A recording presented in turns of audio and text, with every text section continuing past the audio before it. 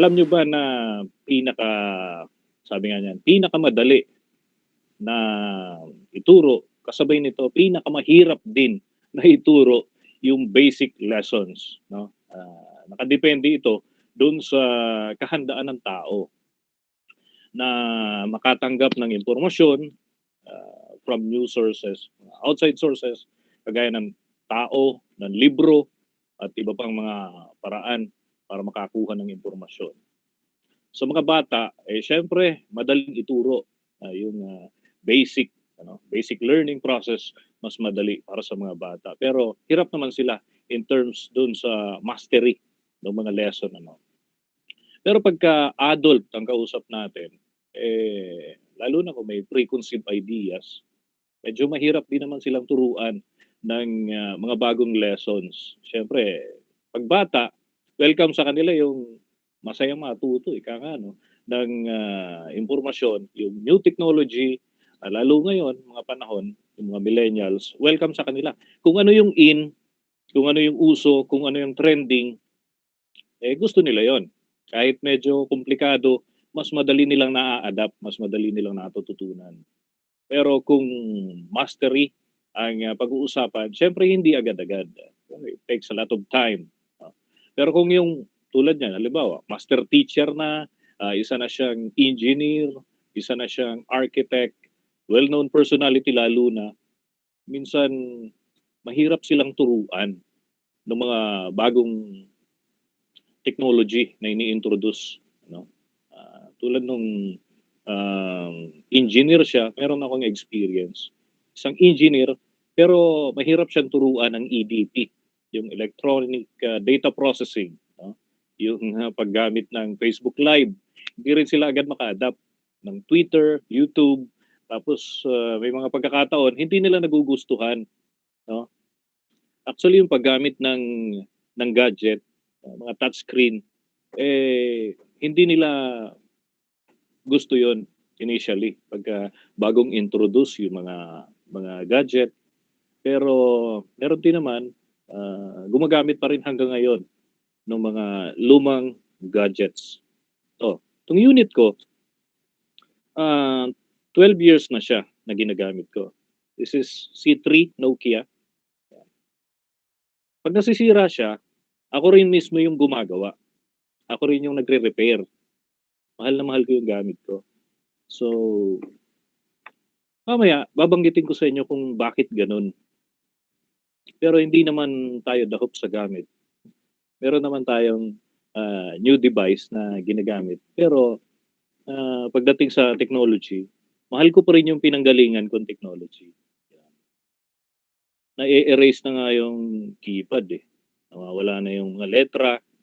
Pero pag nasisira siya, kaya ko siyang i-repair. For the last decade, yan yung ginagamit ko. Very reliable siya. Tumatagal ng halos 1 linggo yung battery. Yan. So, mamaya, babanggitin natin kung anong importansya, bakit gano'n. Meron lang akong kwento sa inyo. Ayan. Way back 2010, hindi naman katagalan. 2010, 28, hanggang 2012. Ayan. Ito, nangyari ito sa Congress.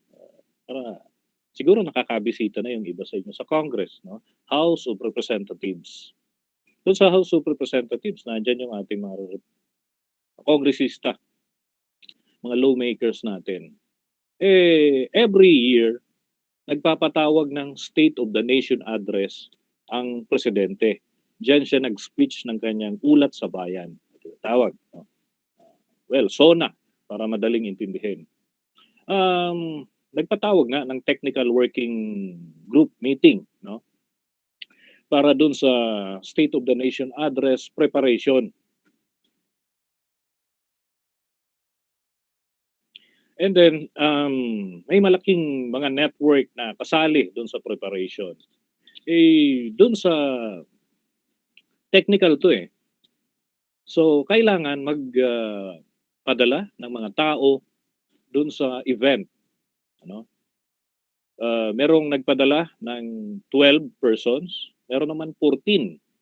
May isang TV network nagpadala ng higit pa doon yung bilang. Pero yung Public Relations and Information Bureau Officer. Banggitin ko na rin yung pangalan. Si Mr. Roger D. Mesa. No? Hindi siya nakatiis. Hinanap niya ako doon sa House of Representatives. Kasi may media center doon eh. Tapos, kalapit lang, yung PRIB, yung Public Relations Office. Hinanap niya ako. Kala niya nagkamali ako ng lista. Sabi niya, baka nakalimutan kong ipalista yung mga kasama ko. Sabi niya, uy, ang tawag niya sa akin, bombo. Kasi mahirap naman kasing kabisaduhin. Every year, nagkakaroon ng changes ng mga reporter. So, madaling tandaan, tawag niya sa akin, bombo, mukha nakalimutan mo yung mga kasama mo na ilista. Sabi ko, para saan ba yan? Para sa snack. Sabi ko, hindi, may baon kami. May dala kaming sariling pagkain. Well, yun ang nangyari. Ang nakalista kasi para sa mga attend dun sa meeting, para sa SONA preparation, yun nga, nabanggit ko, may 12, may 14, may higit pa per network. Kahit nga dyaryo, basta hindi sila bababa sa dalawa yung pinadala. May researcher, tapos yung beat reporter doon. Nagtataka siya, bakit yung Bombo Radio, iisa yung nakalista? Bakit iisa? Yung tanong sa akin ni Mr. De Mesa ni Ka Roger. Sabi niya, parang duda siya nagkamali talaga ako. Sabi niya, sinong pipirma bilang company representative? Sino daw yung lalagay ko doon sa anchor? Sino yung reporter? At sino yung technician? Yun yung tanong niya. Valid naman kasi yun yung ginawa ng ibang mga network. No? Nagulat siya doon sa sagot ko. Sabi ko, sir, lagay mo na lang yung pangalan ko. Saan? Saan ko ilalagay? Sa reporter. Alam ko reporter ka. Hindi, sabi niya, bakit? Ikaw rin ba yung titingin doon sa wiring? Sabi ko, opo. Ikaw rin ba yung reporter dito sa SONA? Opo. Anchor? Ikaw din? Opo. Sino pipirma dito sa representative ng kumpanya nyo? Sabi ko, di ako. Malis siya. Kakamot ng ulo. Sabi niya, ano ba naman to? Parang, di siya masyadong kumbinsido. Malis siya. Then later on, bumalik pala, hindi ko na malaya. Pero tinitingnan niya yung ginagawa ko. That time, nagsusulat ako. Then after ko magsulat, nag-record ako para sa mga stasyon. Well, pag sinabing mga stasyon, sa amin kasi, merong may 30 stasyon. From Luzon to Mindanao. Stations kami, AM and FM. So, yun. Inoobserbahan niya lang pala ako, andun siya sa may likod. Mayroon kasing sofa. Pwede ka naman tumambay doon. Ayun. So, tinitingnan niya. Doon siya nakumbinsi na yung taga-bombo pala, multitasking. Alam yan ni Professor April. Doon siya nakumbinsi, doon siya naniwala na yung pinapalista ko na isa, katumbas ng 12, totoo yun. Hindi naman yun nagyayabang, hindi naman yun joke. No? Lalo siyang nagulat itong pagkagaling sa House of Representatives. Maaga pa naman, meeting lang yun, hapon, after 3 o'clock. Hindi. Bago naman mag 3 o'clock. Umalis ako doon sa HREP kasi tapos na yung activities. Tinanong niya ako, saan ka ba pupunta? Sabi ko, pagkagaling ko dito, may iba pa akong beat. Alam niyo naman siguro kung ano yung beat. Yung beat, siya yung offices, mga agencies na pinupuntahan ng isang reporter para mag-gather siya ng information. Tanong ng tanong ito si Mr. De Mesa. Hanggang ngayon nandun pa naman siya, pwede niyong i-check sa kanya. Sabi niya, saan ka pupunta? Sabi ko, uwi na po ako kasi dami pa akong ibang events. Pagkatapos ng coverage ko sa House of Representatives, baka mamali yung House. Wala ako sa, ngayon lang yun, work from home ngayon lang yan. No? Pero dati wala. So, pagkagaling ko ng Congress, mas madali. Punta ako ng Krame. Minsan pag may event sa Aguinaldo, Krame means Camp Krame sa PNP headquarters. Then Camp Aguinaldo, AFP headquarters. Then yung malayo-layo ito, biyahe mga 2 hours o 3. Lipat ako ng DOJ pag may development doon. Department of Justice. Tatawid ng Supreme Court, Court of Appeals, NBI, Department of Health. Biyahe na naman yun. Bagay, may LRT naman. Then, kung may development sa COMELEC at Coast Guard, kasi may lumubog daw na barko. Yan, punta ako sa Coast Guard. At, well, MPD, iba pang Manila Beat, Manila-based agencies, pinupuntahan ko rin. No? So, nagulat siya. Bakit ganun yung setup? Sabi ko, ganun talaga sa amin. Kasi yung Malacanang namin, siya naman yung sa DOF, siya naman yung sa National Treasury, at iba pang mga opisina. No?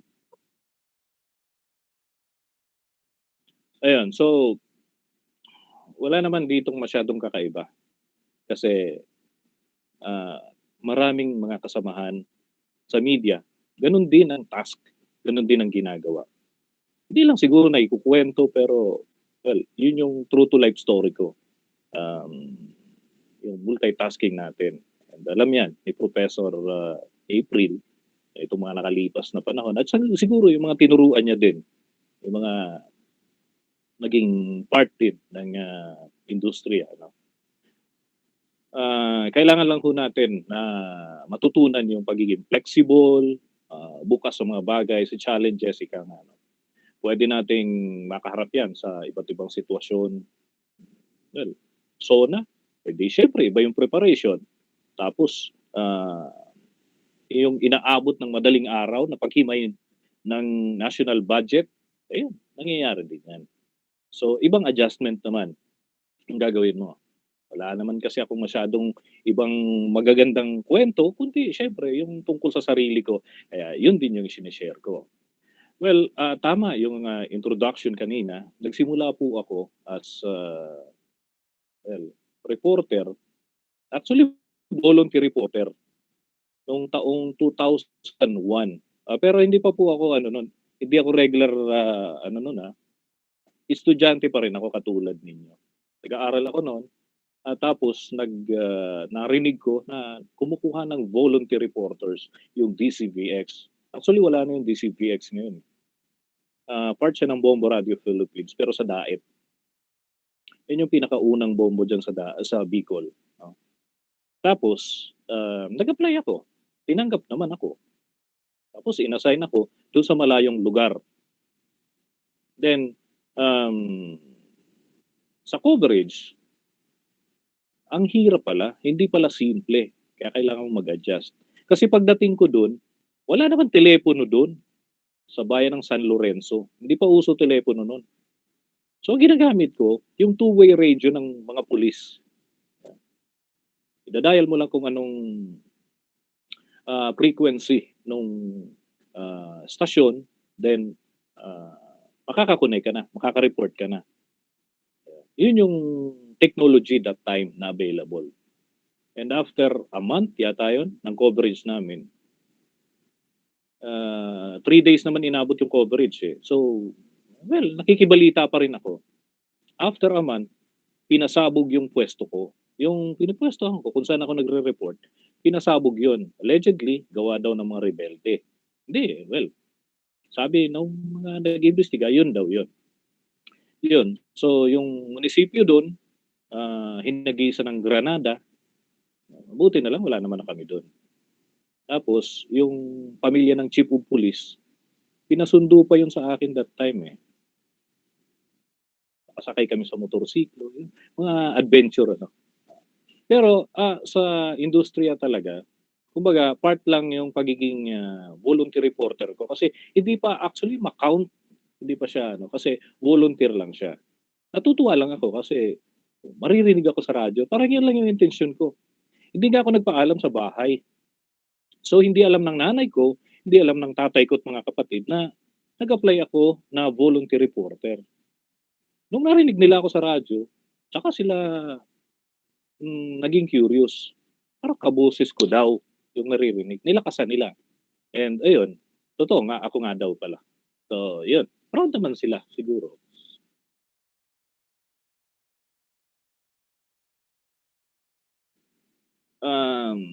Pasensya na kayo, kakatapos ko kasi ng network niyo. So,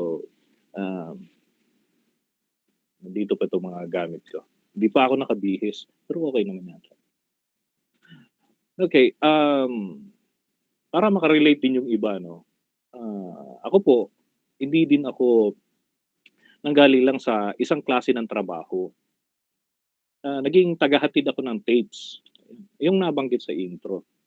Naghahatid ako ng tapes. This is under, PBN naman, PBN. Mga 2003 yata, tama. Naghahatid ako ng tape. Block time siya. Block time siya na broadcast sa PBN. Do'n naman ito sa DCMD. Eh, may PBN din diyan, 'di ba? Nasira ngayon yung tape, 'di gumana. Eh, normal naman nagkakaroon ng technical trouble. Pero hindi ko alam na yun pala yung magbubukas sa akin ng door para sa career, 'no. Kasi, nag-aral ako at, natapos ng wala naman sa plano ko talaga na magtrabaho sa ganitong industriya. Pero naging available siya, so yun siyempre grab the opportunity. That time kasi, um, kumbaga mas maganda 'pag may 'di ba, pagka may kamag-anak kang teacher, malamang yung mga susunod teacher din. Eh, may kamag-anak na engineer, gusto nung mga kamag-anak, engineer din. May doktor sa pamilya, gusto na rin nung iba maging doktor.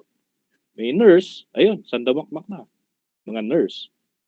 Pero dun sa amin, wala akong gagayahan. Walang nagtatrabaho sa industriya, sa broadcast, sa o kahit sa dyaryo, wala.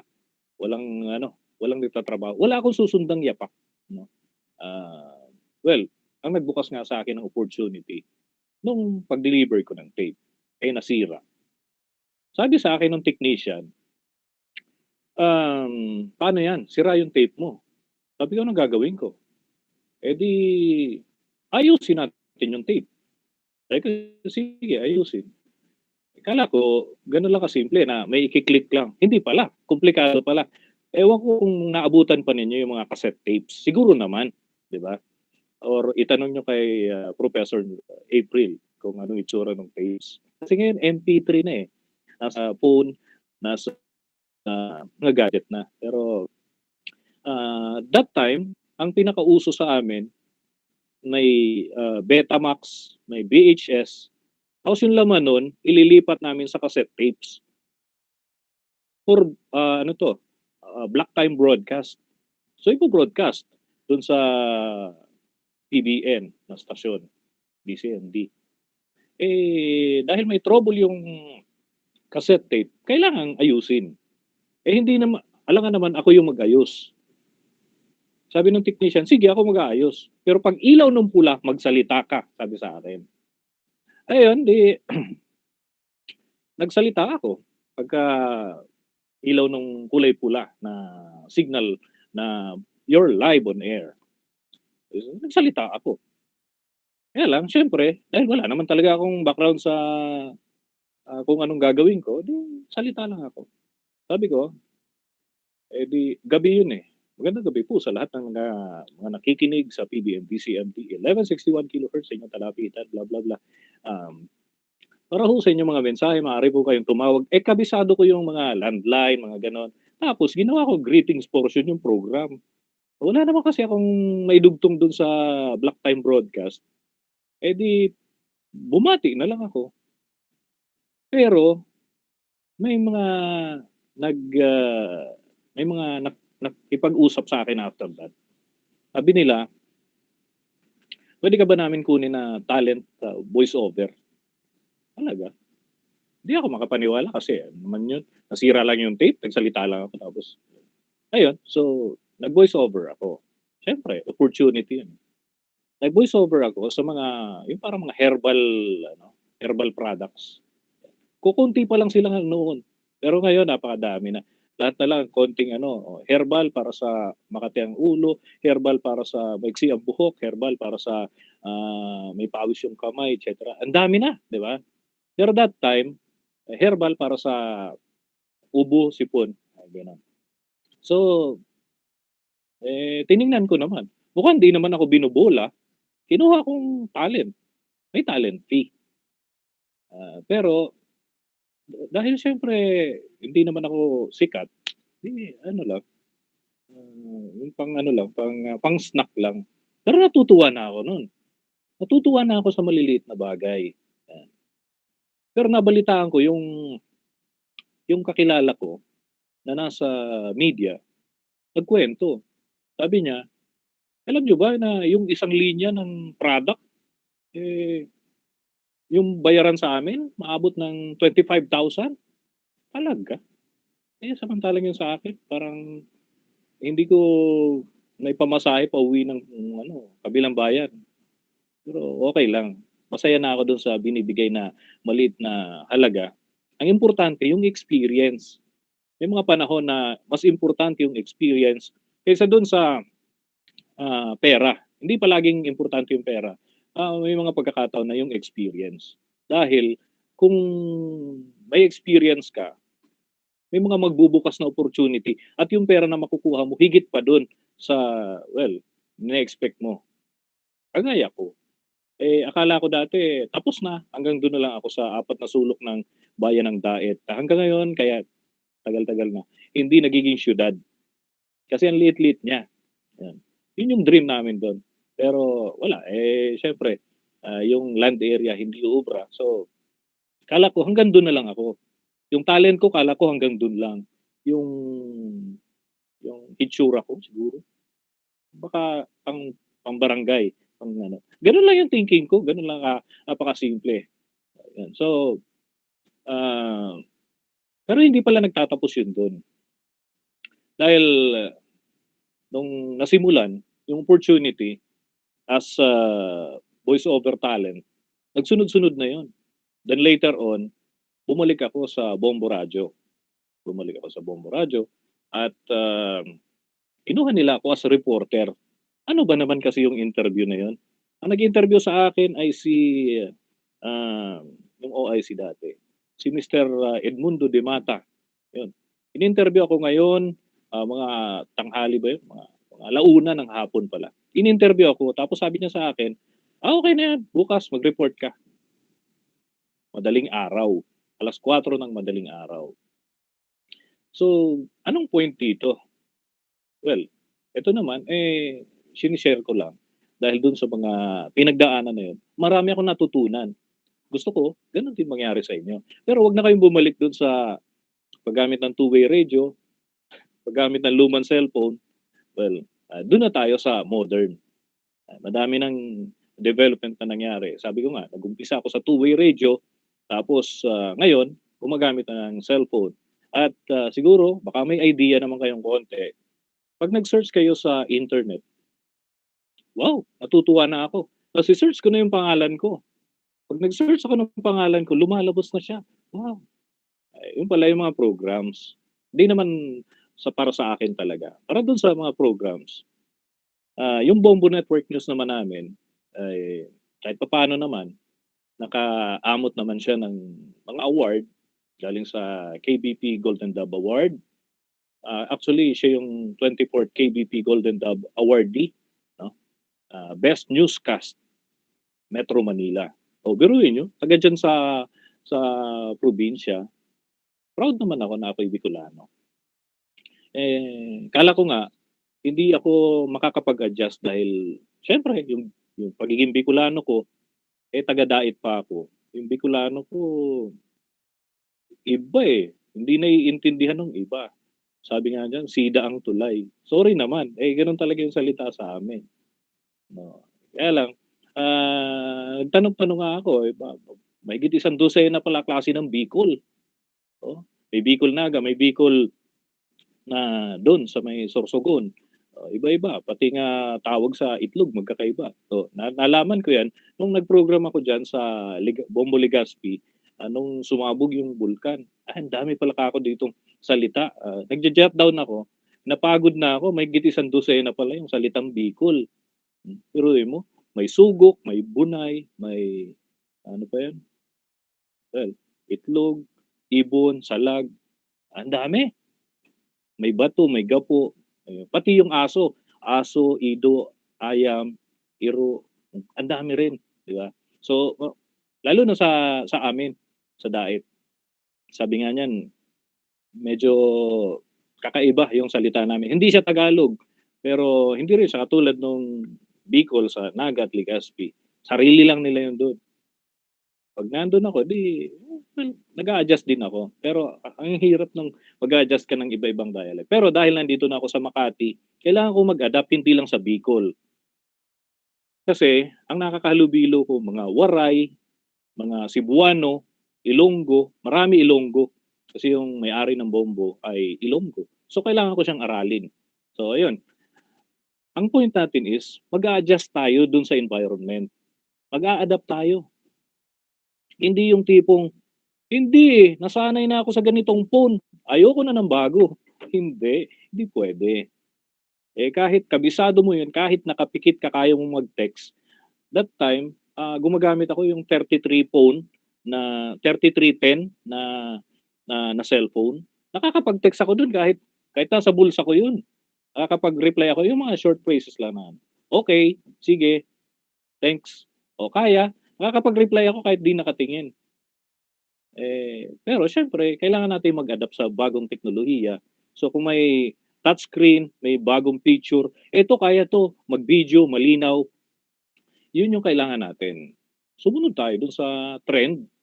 Hindi man tayo papatangay, pero at least marunong tayo, di ba? Mahirap naman na pag-iiwanan ka. Yung technology mo, same as your grandfather. Hindi naman pwede yun. Nag-develop na into modern age, modern era. Pero ikaw, wala, nanindigan ka dun sa, hindi, mas reliable tong two-way radio. Kasi hindi mo na kailangang mag-load. Dahil pag click mo, makakapagsalita ka at malalaman mo na kung na-receive niya dahil sasagot siya. O kaya lang, hindi yun palagi ang totoo. Hindi yun palagi ang kailangan natin. Kailangan natin pag-adjust. No?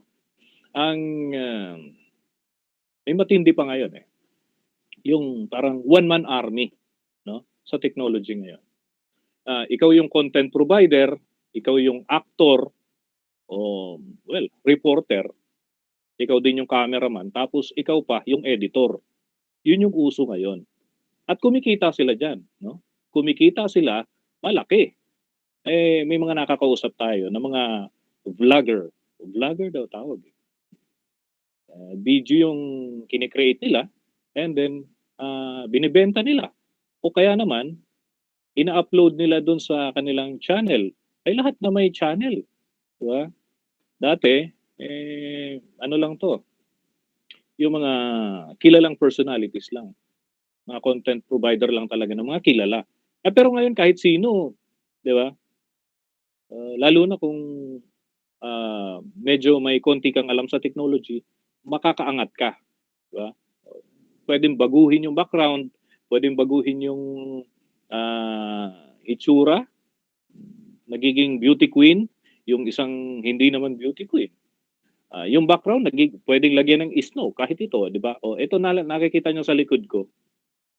Ano yan? Kulay green na screen. Yung ginagamit siguro, kahit ng iba sa inyo, yung chroma key na available ngayon. So, pwedeng tubuan dyan ng building, pwedeng tubuan ng tren na umaandar, o kung gusto kong ilipat yung mayon papunta sa Naga, hindi, dito pala.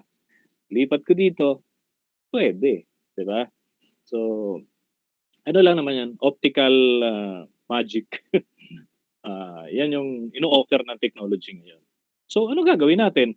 Wala, edi mag-adjust tayo. I-maximize natin kung ano yung available at pakinabangan natin. Dito sa amin, nung una kaming nag-Facebook Live, ito yung gamit namin. Handycam na HP.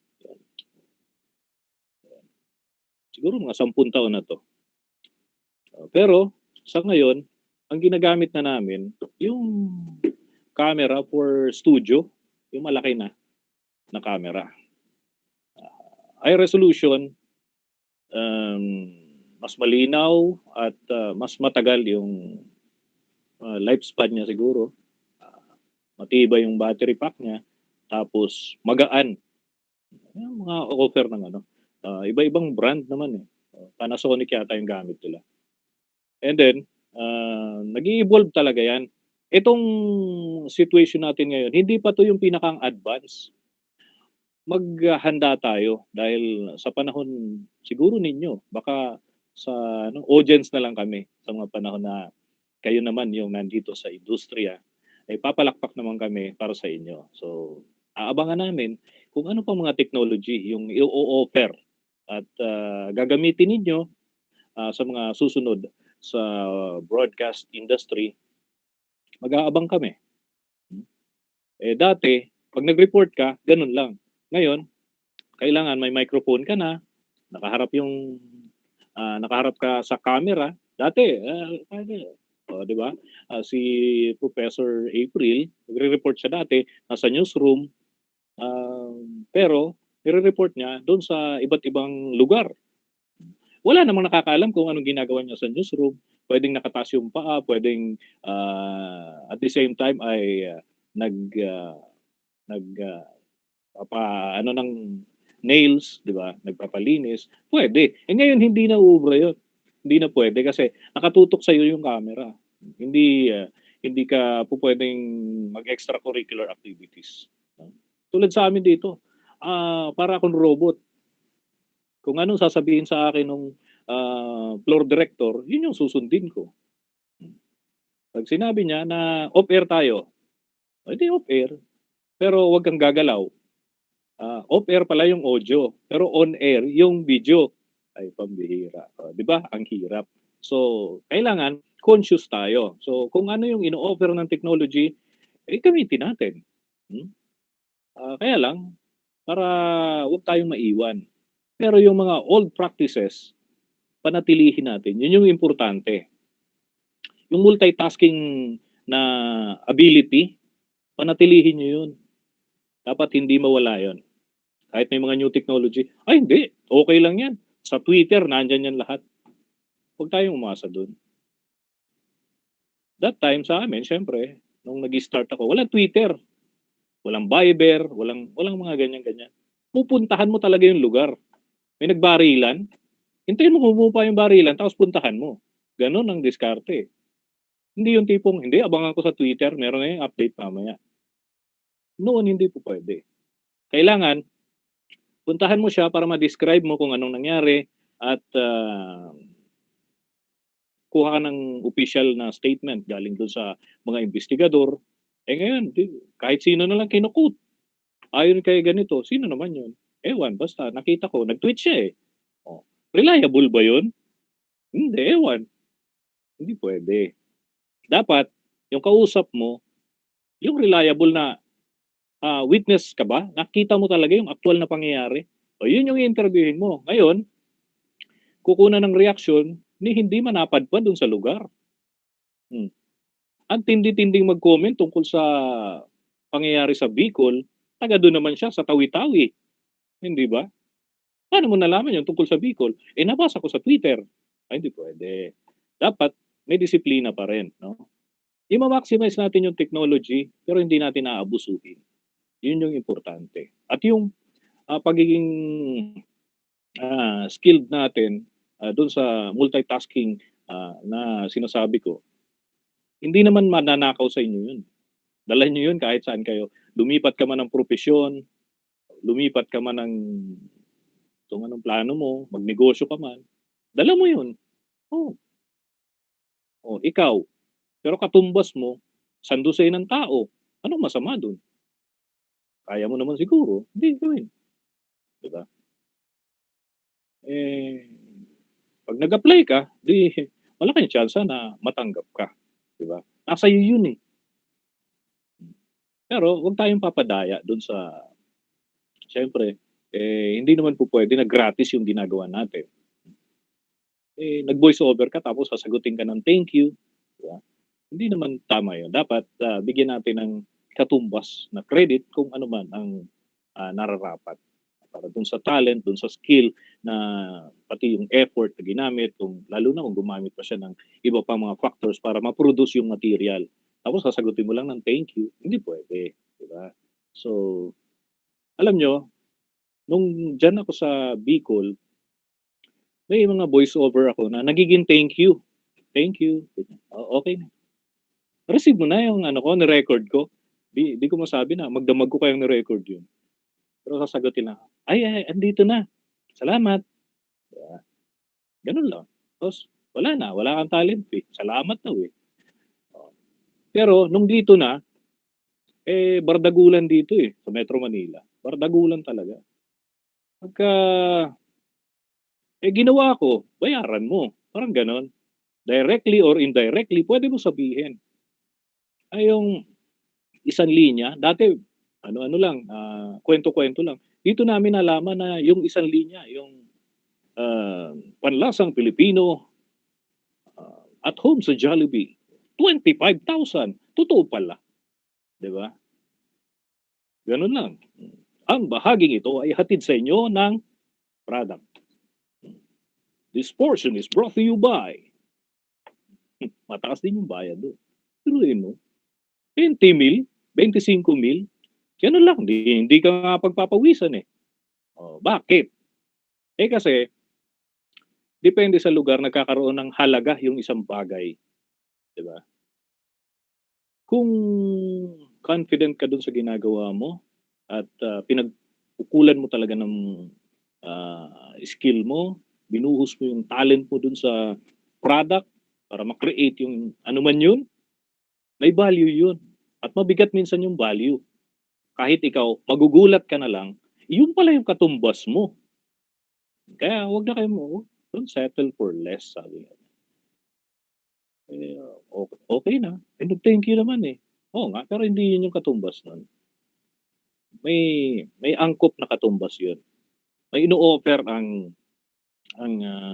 ibang parte ng industriya na para sa inyo. Huwag yung, hindi, okay na to.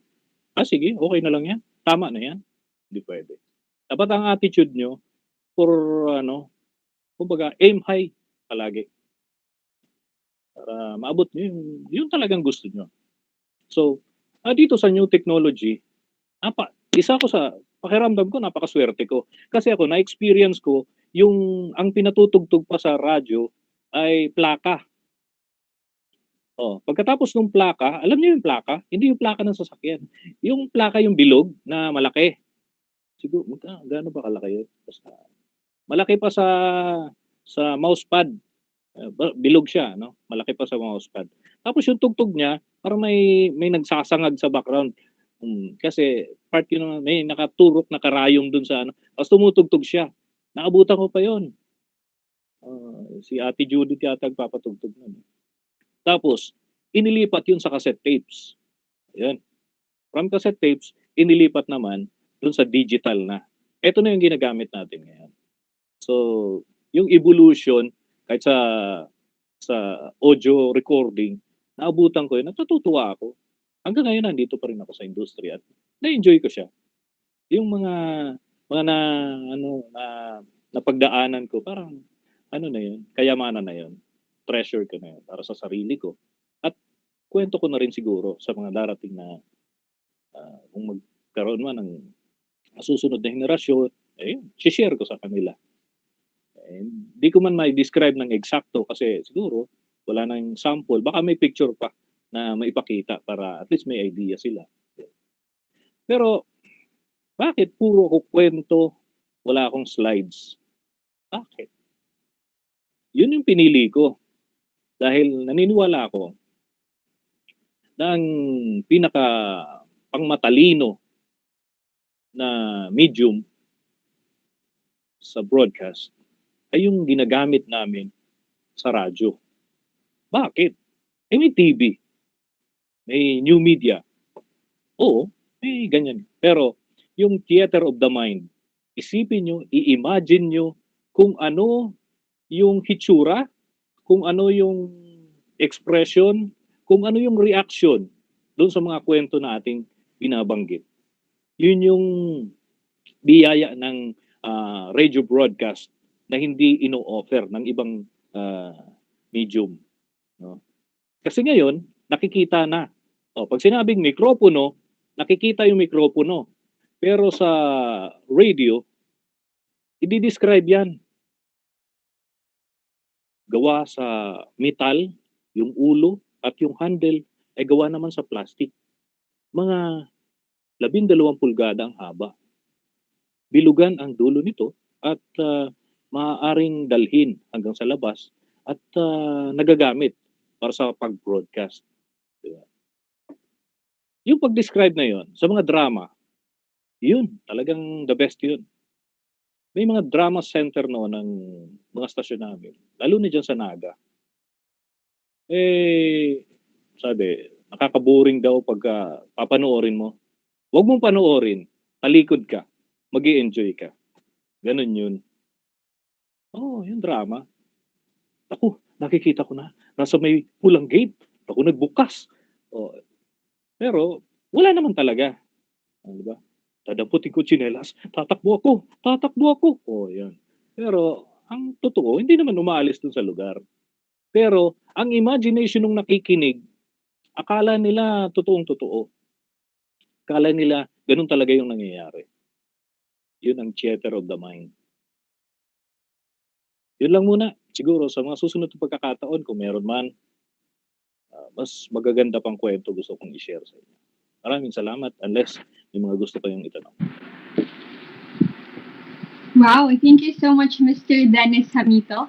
I am sure that our audience has learned a lot from you today, from your experiences and kung paano nag-improve talaga yung media comparing noon. So, probably some of us will experience the same na kung paano kayo sumabak sa media. And we know that your hard work and determination ang nagdala sa inyo kung nasaan man kayo ngayon. So, siguro kahit saan po kayo dalhin ay malaki po ang maiaambag niyo sa media. So, it is an honor to have you here with us. And thank you so much again, Mr. Dennis Jamito.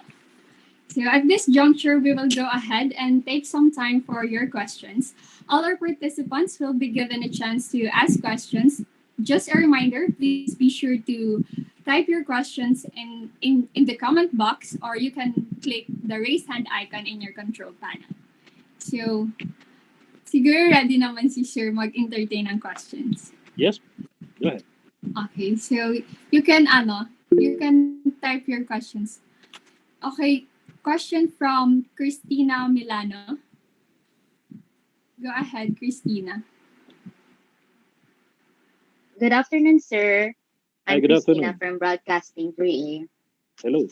My question is, with the limited ability to cover news physically, how helpful is the emerging media to you in terms of data gathering? And in what factor of the new media development did you find the most challenging to use? Well, available naman na yung technology natin. No? So, sabi ko nga dyan, i-maximize lang talaga natin. Pero, nandyan yung basic. Dapat alam natin palagi yung basic, yung pag-validate ng information. Nakakatakot kasi sa panahon ngayon. Ang mga information dati, unti-unti lang. Napakahirap maghanap ng information. Pero ngayon, overwhelming information. Yun nga lang, 90% fake news, 10% totoo. So, dapat, kahit available yung mga information, available yung data, dapat marunong kayong mag-identify. Yun yung dapat manatili sa atin. So, yun yung challenge actually sa new technology. Kahit hindi ka humihingi ng update, nagpa-pop up. Ang tanong, totoo ba yung laman, yung content nun? May nagte-text. Hindi mo nga kilala kung sino yun. Pero nagte-text ng information. Ang challenge is, paano mo i-verify yung information? So dapat, kahit available yung mga yan, ang challenge yan is, paano ka mag-identify ng reality dun sa bogus information. Yun yung dapat na alam ng mga estudyante. Lalo na kung didiretso kayo sa career, sa broadcast industry. Next.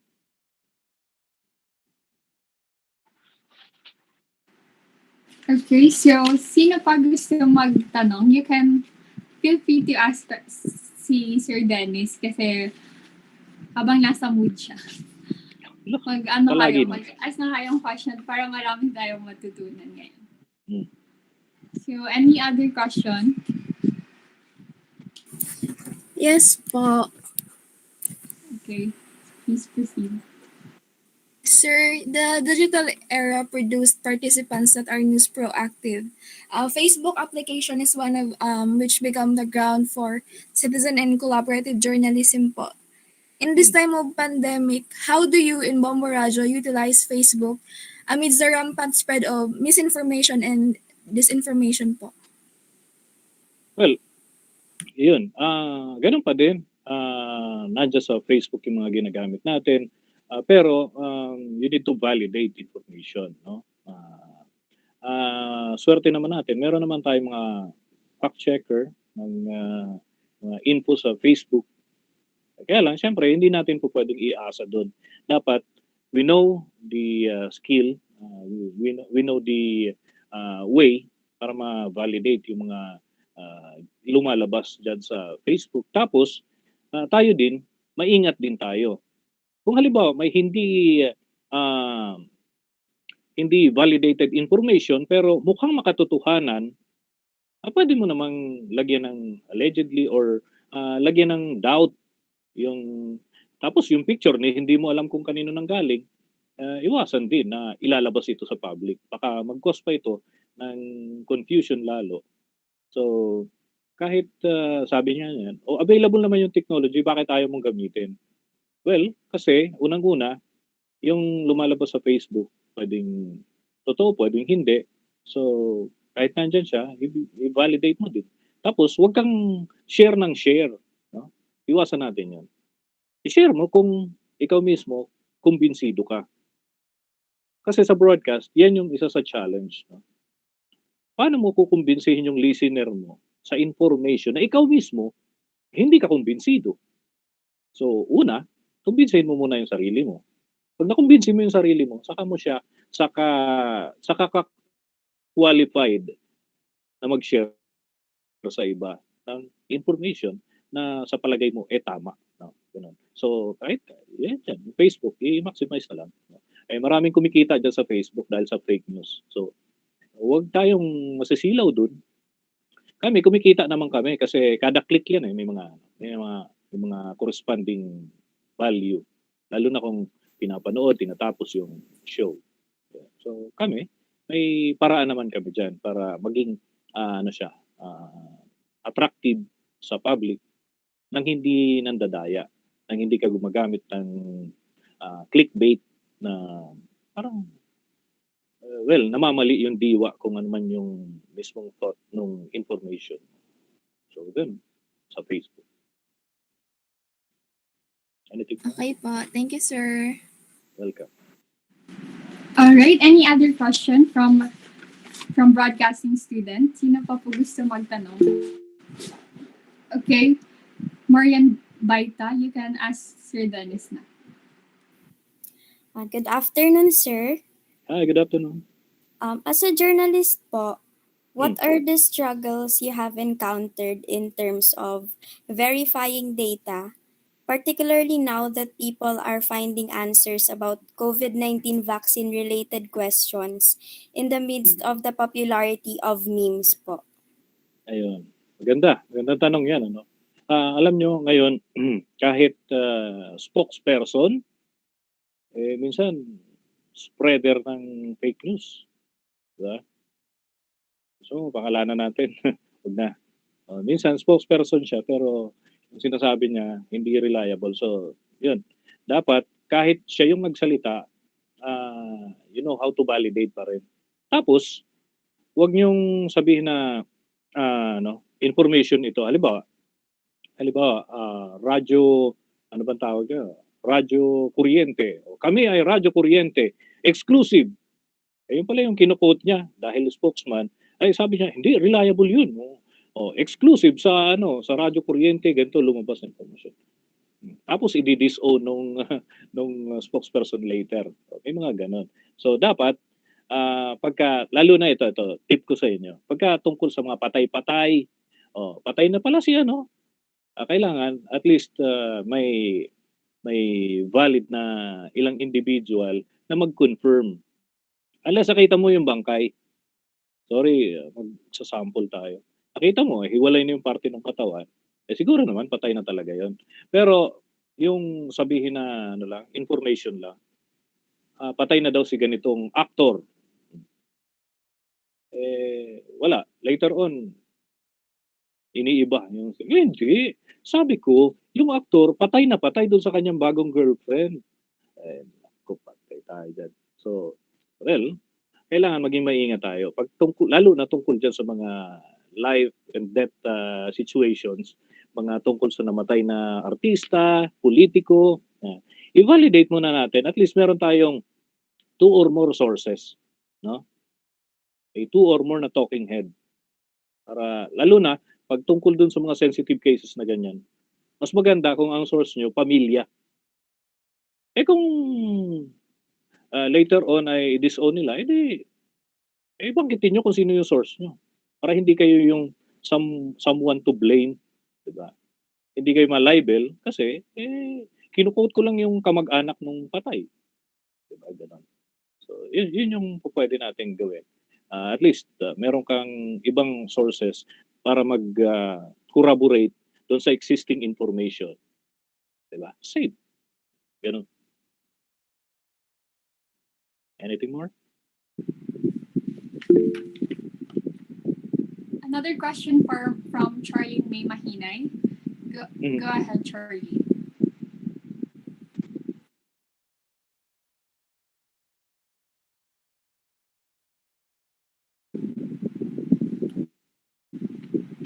Charlene?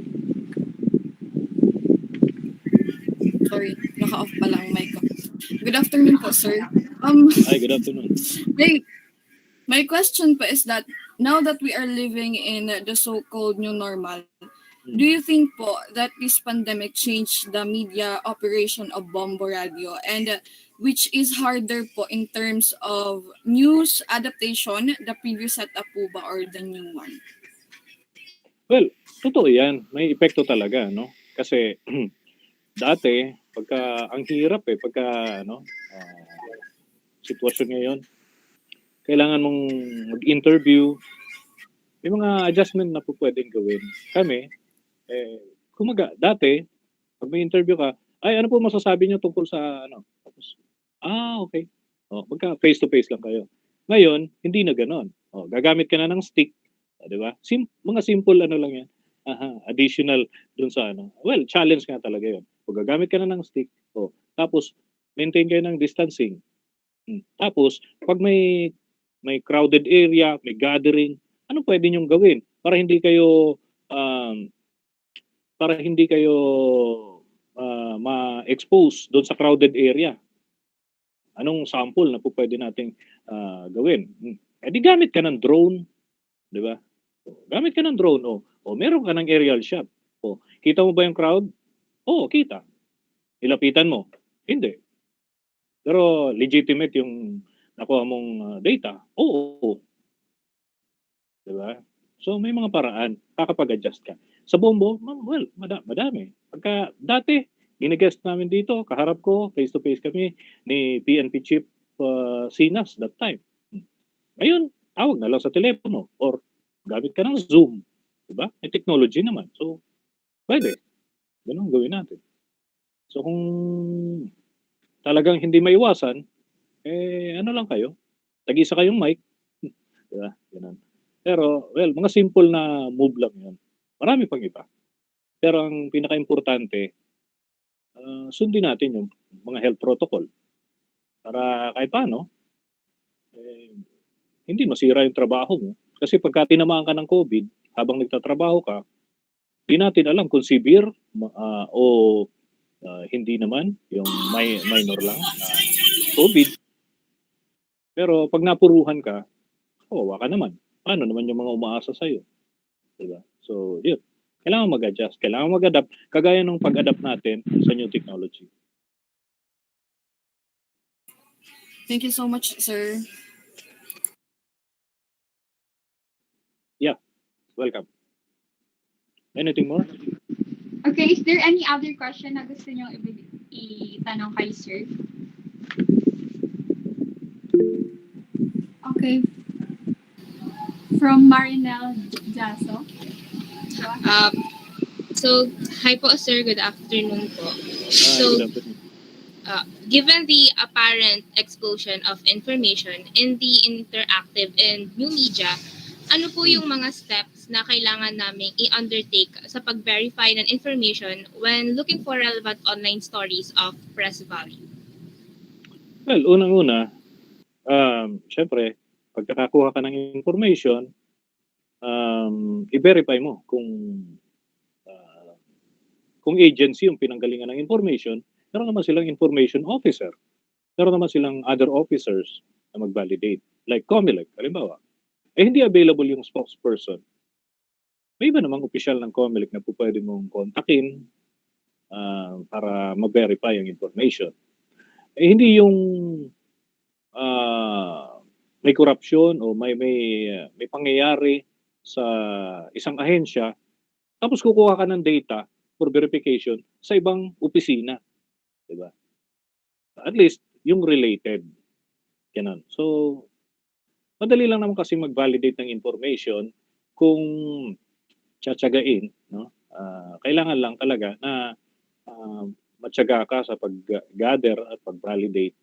Kung halimbawa, may simpleng sinabi, tulad ngayon, alam nyo, isa sa pinaka-challenging na part ng kuha ng mga direct quotes ng mga information, yung Duterte administration. Hindi naman ako nagrereklamo, kaya lang, kumbaga, kakaiba siya. Kakaiba. Hindi naman natin sinasabing mali yun o ano. Kasi, diskarte nila yun. Kaya lang, may mga times kasi na may sinabi si Mr. President and then later on sasabihin niya or sasabihin ng spokesperson na joke yun. Di ba? Pero ano tanuman yun? Kung nakuha mo yung clip, yung voice clip o yung video clip, wala. Sabi ko nga niyan, mga kabombo, ito po yung sabi ng Pangulo. Paparinig ko lang, bahala na kayo kung anong bibiro ba siya, seryoso ba siya, kayo na mag-judge. Pero yan po yung sinabi niya. Di ba? Ganun. So, habang tayo ay nag-gather ng information, nagbabalidate tayo ng information, kailangan yung ebidensya natin na baka kasi itanggi later on. Dapat may pinanghahawakan din tayo. No? So, kasabay ng pag-verify natin ang mga information na yan. Kung ano yung initial mong hawak na data, dyan mo yan. Para at least, magkasingilan man, meron kang pinanghahawakan. Diba? Safe ka. Lalo na ngayon, mas mabigat yung cyber libel case kaysa sa regular libel case. Kaya, ingat tayo. Pagpasok nyo sa industriya, kailangan doon tayo sa kailangan bibigyan natin ng both side ng airtime hanggat maaari. Pero meron naman kasi ang hirap talagang hagilapin tapos ayaw mag-comment tapos nagtatampo kasi hindi raw siya kinuna ng side. Dapat nandyan yung eto tinext ko po kayo, ayaw nyo mag-comment. So binigyan namin kayo ng chance to validate this or to deny this, pero ayaw nyo mag-comment. So, yun yung pangyayari. Kaya, kailangan, meron tayong mga pinanghahawakan. Okay? Okay po, sir. Thank you po. Welcome. Thank you, Marinel. Another question po. May gusto pa bang magtanong kay Sir Dennis? Question from Pamela Gregorio. You can raise your question na. Good afternoon po, sir. So my question po is, since election is coming po, does your personal political perspective affect the process of filtering your gathered data before broadcasting it to the public? And how do you manage to still be an ethical journalist in terms of reliability and credibility for newscasts? Ayun, magandang tanong. Well, may mga nakamonitor na rin sa atin na ibang nasa industriya. No? Welcome sa kanila. Shoutout po sa inyo. Nakamonitor na rin sila sa ibang ano natin. Okay, madali lang yan. Well, ito sa akin to dahil yung tanong para sa akin talaga, no? Yung personal opinion dun sa political matters. Okay. Sa akin, iniiwasan ko talaga na mag-post sa social media ng tungkol sa political views ko. Kung meron man, pag may nagtanong sa akin, di ba, personal, o kaya may nag-chat sa akin, sino sa tingin mo yung qualified for this position? Pwede ko sabihin sa kanya. Pero ipopost ko yun doon sa social media ko. Ayoko. Dahil, babalik lang tayo doon sa basic. Ano ba ako? Media practitioner. Kailangan ba mag-take side ako? Paniwala ko hindi. Media. Gitna. Ngayon, kung may personal biases ka, normal yun. Sabihin mo sa pamilya mo, ito nakikita ko, ito, maganda itong suportahan. Pero pagdating sa broadcast, sa entablado ng broadcast industry, hindi mo kailangan maging bias. Timbangin mo. Hayaan mo yung public kung anong gusto nila. Ako, na-interview ko si, nakausap ko na ng personal, si Vice President Leni Robredo. Nakausap ko din ng personal at sa Zoom, maraming beses, si former Senator Bongbong Marcos. Si Senator Bato de la Rosa ay napakarami rin. Minsan nga, bibiruan pa kami. Senator Manny Pacquiao, na tumatakbo rin presidente. Maraming pagkakataon, madami pa nga kami picture. Since nung congressman siya, o nung hindi pa siya politiko, may mga pagkakataon na na kami, nagkakausap-usap na kami. So, ang hirap na take side, lalo na ngayon. So, wala. Ang trabaho natin sa media ay ilahad mo lang kung ano yung laman ng balita. Kaya, walang problema. Pag nagbasa ko ng Bongbong Marcos, walang problema sa akin. Hindi ako affected. Pag nagbasa ako ng Leni Robredo, okay lang din sa akin. Kasi, hindi nga nila alam kung sino sinusuportahan ko . Pero kung mag-e-effort sila ng ng konti para tanungin ako kung sino yung nakikita ko na akma para sa posisyon, okay, sasabihin ko. Pero kung hindi naman kailangan, bakit mo i-broadcast? Di ba? Paano yun? Kasi pag, halimbawa ako, sinabi ko na hindi, Leni Robredo talaga susuportahan ko, kunwari. Paano pag ang trabaho ko ay interviewin ko si Bongbong? Paano pag ang trabaho ko ay interviewin ko si Isko Moreno? Di paano? Parang hindi ako makatingin ng diretso sa mata nila. Parang gano'n, di ba? Affected ka. So, yung pinakang sinumpaan mong trabaho, apektado. Kaya bilang media, well, para sa akin lang naman. Kung gustong sundan ng mga kabaro ko sa industriya at ninyo, huwag tayong maging bulgaran tungkol dun sa personal biases natin sa politika. Kasi ang hirap maapektuhan yung trabaho natin. Yung quality, paano? Markado ka na halimbawa, ikaw, markado ka na ikaw, si ano pala, ito pa lang si Marinel, ang susuportahan pala niya, si Rastaman. So, wala. Lahat ng hindi, pagpabor lang naman kay Rastaman, saka ka lang naman nag-o-okay. Ito naman si Pamela, gusto naman ito, halimbawa, si Lacson. So, pag nagbasa siya ng news item tungkol kay Lacson, hindi niya ma-take, parang nasasaktan siya. Halimbawa, gano'n. Di ba? Ang pangit. Pero kung sa gitna ka lang, dahil ikaw ay media practitioner, okay lang. Kahit anong item yan, negative, positive, walang problema. Di ba? So, wala kang pinaninimbangan. Hindi ka mahirapan. Ganun yun. Next. Okay, thank you, Pamela Gregorio. Malaking tulong ang tanong mo para ma-aware din ang ating mga fellow students about sa politics and media. So, is there any other question? Okay, a question from Paul. Paul Simon. Go ahead, Paul. Good afternoon po, sir.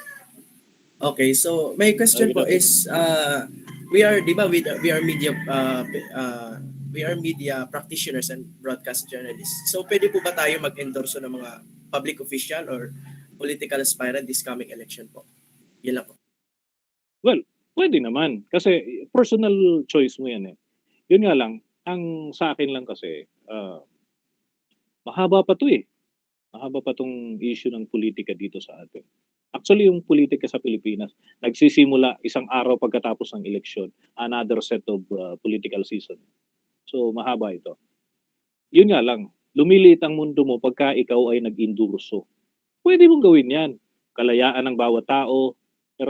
Sabi nga niya, meron tayong personal biases. Normal naman yun. Pero pag nag-endurso ka na, doon naliliit ang mundo mo. Di ba?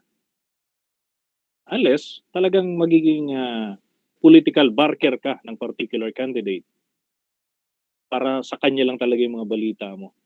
Eh kasi pag nagbalita ka ng iba, parang unang iniisip na agad nung nakakakilala na, ay, di ba inendorso niyan si ano? Ang pakiramdam nila, sisiraan mo si ganitong politiko. Di ba? So, hanggat maaari, para hindi lumiit ang mundo mo sa pagtatrabaho bilang media practitioner, mas maganda, panindigan mo na ikaw ay nasa gitna. Pero kung talagang tawag ng sitwasyon, tawag ng pangangailangan, at siguro kamag-anak mo yung i-endorso mo, pwede naman. May mga repercussion nga lang. Pero pwede naman. Walang nagbabawal naman. Eh, hindi naman labag sa batas yun. Yan lang po. Thank you po, sir. Okay, thank you, Paul. Another question from Anne. Go ahead, Anne. Okay, thank you, Ms. Joy. Good afternoon, sir. I am Angelo F. De Vera from Broadcasting 3A. So my question is applicable for both pre-pandemic and new normal journalism. So the question is, have you had any encounter with cyber trolls or cyber bullies while gathering data and sharing news stories online? And how did you deal with it? Or if you have not experienced it so far, what tips or advice can you give us in dealing with these malicious online entities? So that's it. Meron din. Well, after noong interview ko sa ilang politicians, hindi ko naman sila ini-endorso pero nag-share lang ako. Kasi part ng ano ko yun, ng trabaho ko para ma-view ng audience niya. Pero inakala nila na parang kontra ko kay ganon, tapos pabor ako dito kay ganito. Yun, inulan ako ng messages. Hanggang ngayon, nandun pa naman sila sa spam section. Hindi ko naman masyadong pinapansin yung ganon kasi, well, pag nasa broadcast, ayoko naman takutin kayo. No? Pero nangyayari talaga yun. May mga mambubuli sa inyo. Siguro, gusto kanilang i-influence. Gusto kanilang kumbaga, i-manipulate, takutin. Pero, it's up to you kung paano mo yun i-handle. Iba-iba naman kasi sitwasyon. Pero sa sitwasyon ko, tinitignan ko, hindi ko siya, kumbaga, dinidibdib. Minsan kasi, sabi nga niyan, yung mga troll, trabaho lang din. Ayaw mo sila. Trabaho nila yun. Lagay ko sila sa spam. Sige, send lang kayo ng message. Diyan lang kayo naman sa spam. Hindi ko naman ini-entertain. Pero, may mga troll na uso na kasi ngayon yung bumibili ng mga account, di ba? Kala mo legit. So, tapos i-message ka na ganito, ganyan. Ano kayo? Grabe kayo. Ganito kayo. Ganyan. Deal with it. Tingnan mo, subukin mo yung sarili mo kung kaya mong umarap sa ganun. Tapos, be objective lang. Ganun ba? may puna ka. O sige, di ano natin. Ano ba yung grievance mo? Bakit hindi nyo binibigyan ng airtime hindi nyo binibigyan ng airtime si Lito Atienza na bakit si Bongo lang? Bakit si ganito lang? Di ba? So, sige, may konta ka ba sa kanya? Entertain natin. Yung mga ganun. Ano lang, maging diplomatic lang tayo sa pagsagot. Kasi minsan, wala naman talaga. Kasi yung mga troll, sabi sa akin nung bumulong sa akin na kakilala ko, intelligence officer, sabi niya, yung mga troll daw, parang doon sila kumikita pag nag-i-interact. Ganun. Para wala siyang kitain, hindi ko rin ini-entertain masyado. Diba? Pag may post yung troll, tapos naglagay kayo ng angry emoticon, nag-comment kayo ng, ang bastos mo Wow, kumikita yung troll. Para hindi kumita yung troll, huwag yung patulan. Huwag nyo lang masyadong pansinin. Normal yan. Dadami pa yan. Dadami pa sila. Habang papalapit yung election. Pero pag di nyo pinatulan, mawawalan siya ng karir. Pero ikaw, meron pa rin. Diba? Okay. Nanalo ka. Ganun. Thank you so much, sir. Okay. All right. Sir, it looks like we have a few more questions. Yeah, Okay. go ahead, please. Okay. From Mark Andros Antonia. Please go ahead.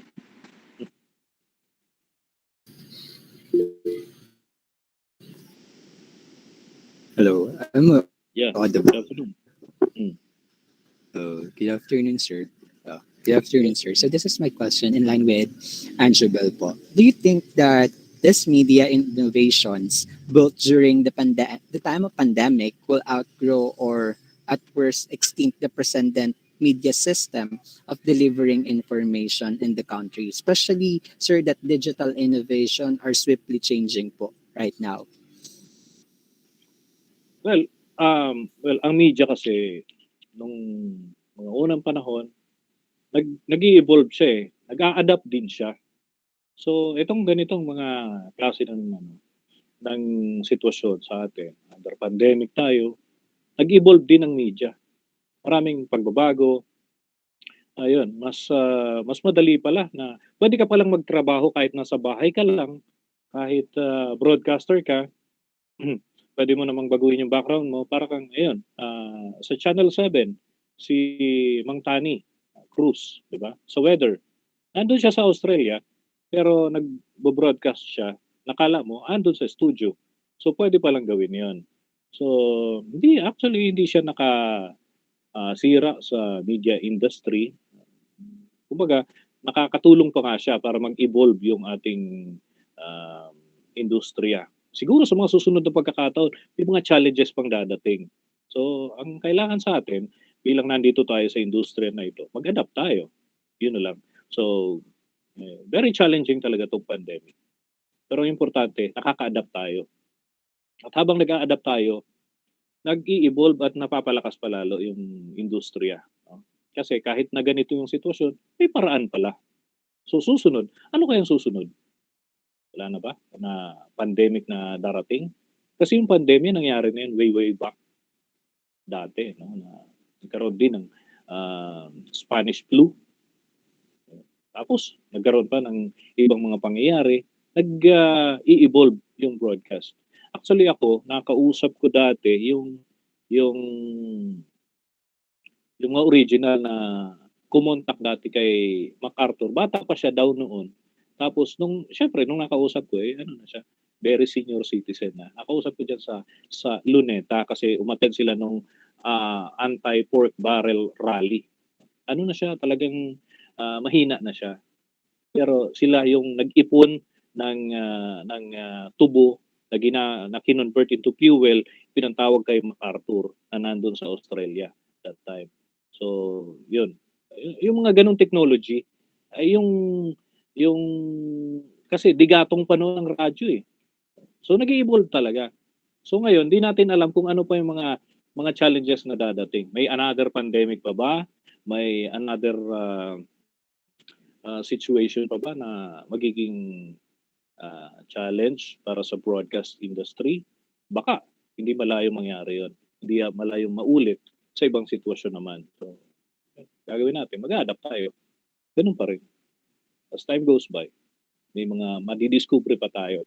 Ngayon, medyo mahirap, pero, di ba, after few months, nakaka-adapt na tayo. Pwede pala tayong makapagtrabaho. Pwede tayong makapag-broadcast. In fact, dapat nagsasalita ako dyan sa harapan ninyo. Pero ngayon, andito ako sa opisina namin. Diba? Pwede pala yun. Okay? Another question from Andrea. Go ahead, Andrea. Hello po. Good afternoon po, sir. So my question po, hello po. My question po is, fact-checking seems to be ignored by media users. How would you impose the truth to someone who doesn't want to hear it po? Well, siguro, yung iba't ibang paraan naman para at least ma-encourage din sila. I-lay down natin. Minsan, sa pagpa-fact-check kasi iba-iba. Minsan parang nagiging subjective na parang pinupunterya lang si particular person. Pero may mga paraan naman. May mga akmang paraan para masabi natin na ito ay objective na paraan ng pagpapakita ng totoo. Lagay mo yung sources mo. Tapos, bahala na sila. At the end of the day kasi, sabi nga niyan, at the end of the day, papaniwalaan nila yung gusto nilang paniwalaan. Hindi na natin obligasyon yun. Ang obligasyon natin, ilahad natin, ito yung totoo na alam natin at bunga ng research, bunga ng tatanong-tanong natin. After all, hindi natin obligasyon na i-please ang everybody, ang lahat. Inilahad mo yung totoo. Bahala siya sa buhay niya kung ayaw niyang maniwala. Just like the Bible. Andyan yung Bible. May gustong maniwala, may ayaw maniwala. Bahala sila sa buhay nila. Diba? Kasi, sabi nga niyan, you cannot please everybody. Ngayon, nag-fact check ka, pinakita mo, ito yung totoo, ito yung peke. Ay, mas gusto niyang paniwalaan yung peke, good luck sa kanya. Diba? Nagawa na natin yung trabaho natin. Diba? Nag-broadcast ka, okay. Pero, sinabi mo, ito yung sinabi ni Presidential Spokesman Harry Roque. Samantala, ito naman yung meme. Pero itong meme, ito yung mas kumakalat. Ay, bahala na po kayong mag-judge kung saan kayo maniniwala. Basta pinakita ko lang sa inyo. Ganon. So, at the end of the day, obligasyon na nila sa mga sarili nila. Ang obligasyon lang natin, maglahad ng impormasyon na napapanahon at tama. Ay, kung after mag-discuss ka, after mag-explain ka, pinagpawisan ka mula ulo hanggang paa, kaka-explain, pero hindi pa rin siya naniwala. Wala ka ng pananagutan. Ginawa mo na yung trabaho. Huwag ka na mag-guilty. Thank you po, sir. Thank you. Thank you, Andrea. So, siguro last question na tayo from Erica Sophia Regina. Go ahead, Sophia. Good afternoon, sir. Hi, good afternoon. Working in the industry for years, what qualities does an aspiring media practitioner shall embody in the advent of emerging media? Also, are there any tips or maybe tricks in data gathering, most especially nowadays that we are experiencing global pandemic? Well, hindi naman siguro tricks, ano? Pero ang pinakang uso ngayon life hack. Anong life hack pagka ganon, news gathering? Simple lang. Be friendly. Be friendly. Be approachable. Pakiusap ka bilang tao. Tapos, susunod na lang yan. Yung information kusa na dadating sa'yo, isi-share nung kasama mo, kung wala ka pa nun. Diba? Pero kung meron ka namang entrepreneurial information, ibig sabihin, ikaw mismo yung nag-invest para makakuha yung information, it's up to you kung gusto mo siyang i-share sa iba. Pero, ang basic lang naman na pwede natin gawin para, mapadali yung information gathering natin, Kahit itanong nyo kay Professor April, maging friendly ka, mas marami kang information na makukuha. Yun yung life hack dyan. Okay? Thank you, sir. Ano pa? Meron pa, Joy? So, sir, yes, sir. Meron pa pong question from Nina Valladolid. I will read it na lang po, Sir Sego. Yes, please. Okay. So, wait. Her question is, when the pandemic started, how did you or the station manage to look for a source or news outside since the lockdown was implemented? How do you cover Senate stories? Well, lockdown. Okay, lockdown. Yung lockdown, balita naman yun, di ba? So, kung ano yung, kasi hindi yan nagdedepende dun sa, dahil sarado yung ahensya, di wala ka ng balita. Hindi natatapos dun. Sabi nga niyan, ang news kasi, news. Yung trabaho na ginagawa namin, ang gagawin din ninyo, balang araw. Sabi nga niyan, mga information siya, news. From north, east, west, and south. O, di ba? North, east, west, and south. News. Galing siya sa iba't ibang parte. Galing siya sa iba't ibang lugar. Hinagather siya. At kung ano yung panahon, kung ano yung sitwasyon, yun ang news. Oo, challenging nga. Dahil sarado, lockdown yung mga ano. Di yung lockdown mismo, balita yun. Now, bakit? Tumigil ba sa paglalabas ng information yung government dahil lockdown? Hindi naman. Sabi ko nga kanina, kung friendly ka, baka makakuha ka ng information mula doon sa mga lockdown area. Hindi sila yung tanungin mo bilang source. Anong experience nyo dyan sa loob ng lockdown area? Balita din yun. Nahahatiran ba kayo ng tulong? Ay hindi. Balita din yun. Hindi ka kailangan maghintay na matanggal, malift yung lockdown para makapaghanap ka uli ng balita. Kasi yung pagkaka-lockdown, balita yun mismo. Iniutos ng Malacanang, balita. Ipinatupad yung lockdown, balita. Unang gabi ng lockdown, tahimik, balita. Diba? Matapos ang 1 linggo, walang nagrereklamo, balita. O, diba? Hindi ka kailangang umasa doon sa mga tanggapan ng gobyerno o kung ano pa mang agency para makagather ka ng balita. Kung ano yung actual na sitwasyon, yun yung balita. Yun yung ginagawa natin at yun din naman yung kailangan ng audience. Hindi mo kailangan maghanap ng mga imposibleng impormasyon. Kailangan mong ibalita kung ano yung available at napapanahon. Yung tipong makakatulong, may national impact. Ito ba ay may epekto sa tao? O iibsan ba nito yung gutom? Baka sakali. Bakit? Nananawagan sila na mahatiran sila ng tulong dahil lockdown sila. Di yun, yung balita. And then, after that, nung narinig sa broadcast na may mga lugar pala na hindi pa nakatira ng tulong. Hinatira ng DSWD. O, di ba? Nakatulong tayo. Dahil dun sa balita natin. Ganun lang yan.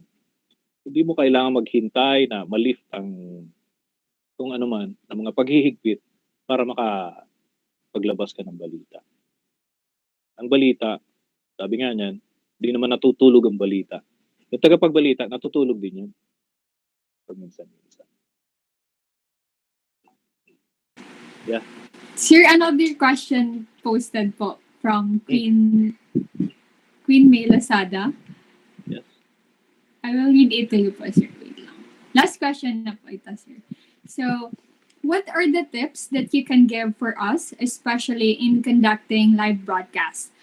What are the skills, behavior, and strategies that you think would greatly help us to become an effective broadcasters in the future? Okay? Well, yun.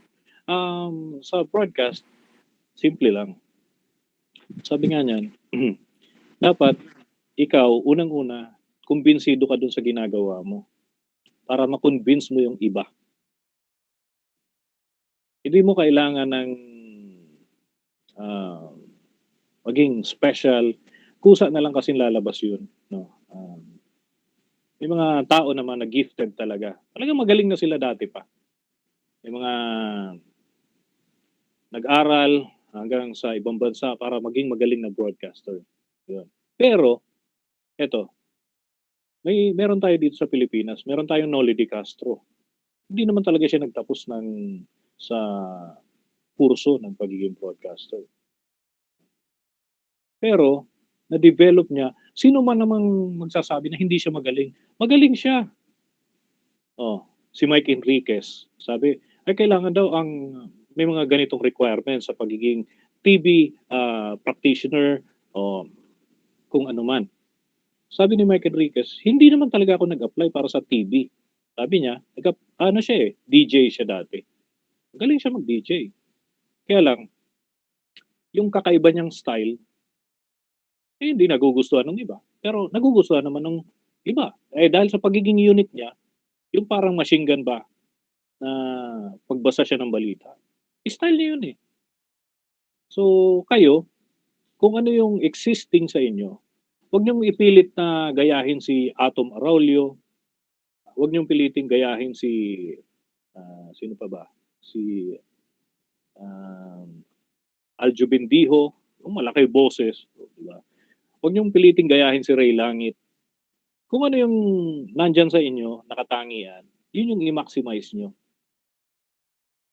Ako, sino ba ginaya ko? Wala akong matandaan. Ang idol ko noon, na yung mga Bicolano din, na mga broadcaster. We have Henry Chavez. We have Ronil Peñaflor. Diba? Tapos, si napakasakit Kuya Eddie Ilarde, Bicolano, former senator, broadcaster. Diba? So, madami naman po pwedeng tularan, sundan, yapak. So, wag na kayong mag-ambisyon na piliting maging katulad ka ni Alvin 𝐿𝐶𝐿. Alvin 𝐿𝐶𝐿 yun eh. Iba ka. Malay mo, masigit ka pa sa kanya later on. Diba? Halimbawa, si Erica, gusto niyang gayahin si Bernadette Sembrano. Pero ang totoo pala, yung potential na nasa kanya, higit pa doon sa Bernadette Sembrano. Diba? Pero kung wala, stagnant ka na doon sa, hindi, gusto ko lang talaga siyang gayahin. Idol ko kasi siya. Hanggang dyan lang talaga ako. Pag exceed na, hindi na pwede. Basta yung care doon niya, yung delivery niya. Hindi niyo obligasyon na gayahin sila. Diba? Kung sakali, mahihigitan niyo. Mas maganda. Pero, ang i-develop niyo kung ano yung existing sa inyo. Meron naman kasi, nag-aral sa broadcast communication, pero magaling siya sa research. Hindi naman lahat ng nag-aral para sa ganyang kurso haharap sa camera at hahawak ng mikropono at magre-report. Hindi. At the end of the day, doon ka pa rin sa kakayahan mo. Ano yung kakayahan mo? Mas maganda ka palang gumawa ng graphics para sa report. Tapos doon ka pala babayaran ng limpak-limpak kahit ng dolyar pa. Diba? Dahil doon sa skill mo. Pero kung pinilit mong gayahin kung sino mang individual, wala, hanggang doon ka na lang. Hindi, ginagaya niya si Atom Araulio, naghihintay siya ng malakas na bagyo para lalabas siya nakakaputi, tapos magre-report siya doon sa parang Yolanda, eto na, humahampas na yung malakas na hangin, Well, Atom Araulio style yon. Hindi mo kailangan gayahin. Maraming paraan para umusbong ka din. Ako naman, hindi ko alam kung parang nagugulat na lang din ako na nandito na ako sa national. Kasi ang in-applyan ko local station.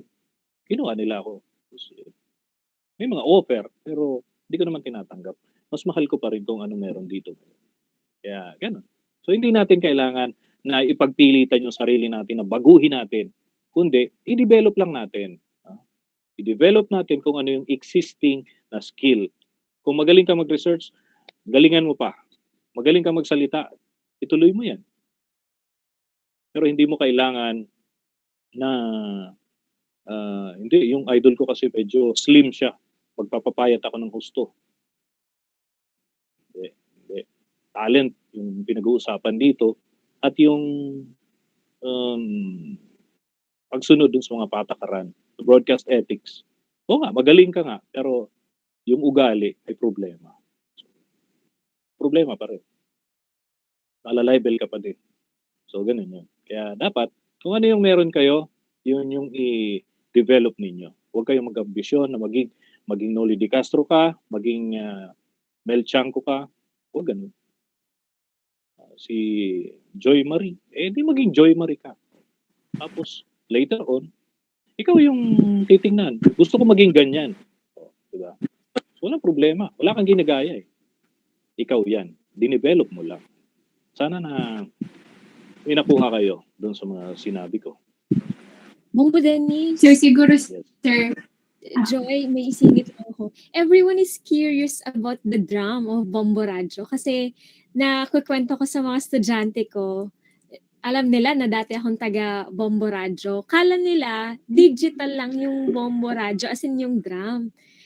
Can you show them how you beat the drum, Bombo Dennis? Alam ko, nakikita ko nasa booth ka ng Bombo Radyo Makati. Ay, oo. Ito yun, no? Ayan. Tunay na drum siya. Well, nabanggit ko na lang din. Isang extra din, Bombo Dennis, before ano ba? Yeah. Kasi gusto ko ipakita sa kanila kung papaano mag-extra ang isang anchor ng Bombo Radyo kasabay yung pag-beat ng drum. Sige. Mula sa Bombo News Center, Makati, ako, si Bombo Dennis Jamito para sa Pambansang Radyo ng Pilipinas. Basta Radio, Bombo! Pero ito lang dahil naisingit ni Professor April yung tungkol sa drum. Alam niyo ba dati na para matipon yung mga tao, meron tinatawag tayo, siguro may nakikinig dyan, nanonood na history enthusiast. Meron tayong tinatawag na umaluhukan. Ano yung umaluhukan? Sila yung umakit sa punong kahoy, sumisigaw, may meeting daw, may pulong, may parating na kalaban. Diba, ganun. Alam nga naman, aakyat pa tayo sa punong kahoy. So, nag-evolve yun. Nagkaroon ng tao ng ginagamit nilang yung sungay ng hayop para tawagin yung attention ng crowd. So, isa yun. Meron din gumagamit ng gong. Diba? Tapos, meron naman gumagamit ng animal hides tapos ng drum. Yung ganito niya, yung cover, animal hides, yung balat ng hayop. Tapos yun yung pinupukpok nila. Pag narinig nila yung tug, tug, tug, tug, tug, nagagather sila. Doon ngayon babasahin yung impormasyon galing kay Gobernador General. Ganon dati. So ngayon, well, ginagather pa rin naman ng tao kahit nasa mga bahay-bahay. Bibigay pa rin kami ng impormasyon using this. Diyan pa rin siya. Totoo siya, hindi siya effects. Pag magbibigay ka ng emphasis. Tapos, at the same time, di ba, pag may march, di ba, magmamarcha yung mga sundalo, check your alignment, check your cadence, left, left, left, right, left. Yung left, isang pukpok sa tambol yun. Bug, bug. Ganun. So, yun yung, ikaw yung didikta ng pace. Sa amin kasi, naniniwala kami na sa broadcast, nagdidikta rin kami ng pace ng mga balita. Pag ang gusto naming pumutok na balita tungkol kay Sara Duterte, ipuputok namin yung impormasyon. Tapos yung iba, pwede naman silang magsunuro na lang. Pero di ba? Ikaw yung nagbibit ng ikaw yung nagdidictate ng beat. Yung tambol. So, konting lang yan, trivia. Sige, maraming salamat sa oras. Meron pa ba tayong Ayun, sir, salamat. Salamat po sa pagpa-unlock na makita ang drum nyo po dyan sa Bombo Radyo. Hindi lang po sa media, kundi rin po history ang natutunan namin sa inyo ngayon. So, sir, it looks like we've covered all our questions. Mr. Dennis, is there anything you wanted to cover before our capitulation? Well, wala na ako masyadong sasabihin dahil mahihain talaga ako eh. Hindi ako masyadong nagsasalita. Mana ako sa nanay ko. Pero nung nagtrabaho ko sa broadcast, yun, natuto ko. Kasi yung daldal ko, yun yung binabayaran nila. Kaya yun, kailangan ko magdadaldal. Pero yun, Okay. pag mag-share ng information, yun, ano ako doon, mas natutuwa ako sa ganun. Kasi inaasahan ko, may mapapakinabangan doon sa mga pinagsasasabi ko. Tapos at least nakikita ko kayo, di mas maganda. Sa radio kasi, wala, di ko sila nakikita. Opo. So thank you so much, Mr. Dennis Jamito. Now let's move on to the awarding of certificate to our guest speaker to be awarded by Denver Godizano. And together with this is a certificate, a token of appreciation created by Joby Bartolome of Broadcasting 3B. Denver. Yeah, ayan. Thank you so much, Mr. Dennis Janito. So at this juncture, would like to, give some recognition and appreciation to your time and effort giving us today. It's really, valuable lessons coming from a very experienced and veteran broadcaster like you to share us all of those things. So one that really strikes me the most is that when you said that, just embrace your identity as a broadcaster and just try to be yourself, because in that way you can find your established skills and styles as a broadcaster, and in that way you'll find eventually your identity as a broadcast journalist. So that one really strike me the most. So just enhance your skills and just be yourself, and eventually everything will follow. So yeah, so at this juncture, let me read the citation of our certificate. Bicol University, College of Arts and Letters, Print and Broadcast Media Department, and Balangibog Organization, which is the official organization of broadcasting students at Bicol University. Certificate of appreciation is hereby given to Mr. Dennis D. Jamito for sharing his expertise and knowledge during the conduct of a webinar entitled Trends, Broadcast Media, Innovations in Time of Pandemic on November 12, 2021. Given this 12th day of November 2021, signed by our President of the Balingibog Organization, Mr. Aaron John M. Baluis, and the Faculty PBM Department Advisor, Ms. Maria April Mier Manjares, and our Chair from the Print and Broadcast Media Department, Mr. Anacito E. De Matera. So let's all give a round of applause to Mr. Dennis Jamito.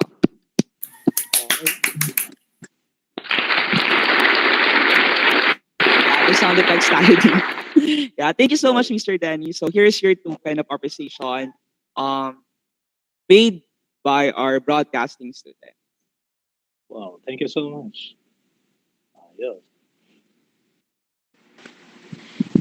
Thank you. Again, let's give a hand to Mr. Dennis Jamito for the great discussion for today. So, okay. To give us the closing remarks for this webinar, may I call on the President of Balangibog Organization, Aaron John Baluis of Broadcasting 3A.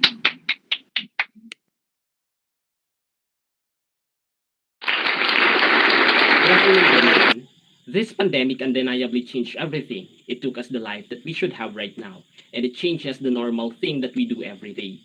But it will never stop us to move forward and continue to live. Looking forward at the brighter side of each situation, this pandemic also brought us the giant from within and the best and braver version of ourselves in order for us to survive in everyday challenges that we faced. The situation also teaches us how to adapt in the environment that we have right now. It includes the trends in media, in the innovation, the changes that happened to remain in the bandwagon and play its role in the society. We are able to share, to inspire, and to change life even sitting comfortably in our home. This sudden change also brings us danger. That is why we have conducted this webinar activity to equip ourselves with the proper knowledge in utilizing these platforms. The situation will never stop us in learning. Thank you so much to our dearest speaker, Mr. Dennis Jamito from Bombo Radio Philippines. Also to our Professor Maria April Mier Manjares, who always guide us every day. To all the people who work really hard behind this successful event, And of course, to you, my dear friends, who participate actively in our virtual activity. I hope that all the knowledge that you have encountered today will be carved in your mind, heart, and of course, to your soul. Thank you so much, and God bless everyone. All right, thank you, Mr. Aaron Balvis. And that is all for today, everyone. We appreciate you being here. We would like to acknowledge again the presence of our Professor April Newman Harris, and Bombo Dennis Habita. Thank you, and God bless us all. We would also like to thank everyone to Balangibog Organization and Broadcasting students. Thank you very much and congratulations. Again, I am Joy Marie Carter. See you next time. God bless us all. Thank you. Thank you, Bombo Dennis. Thank you, Balangibog Organization, third year students. Thank you. Thank Bye-bye. you.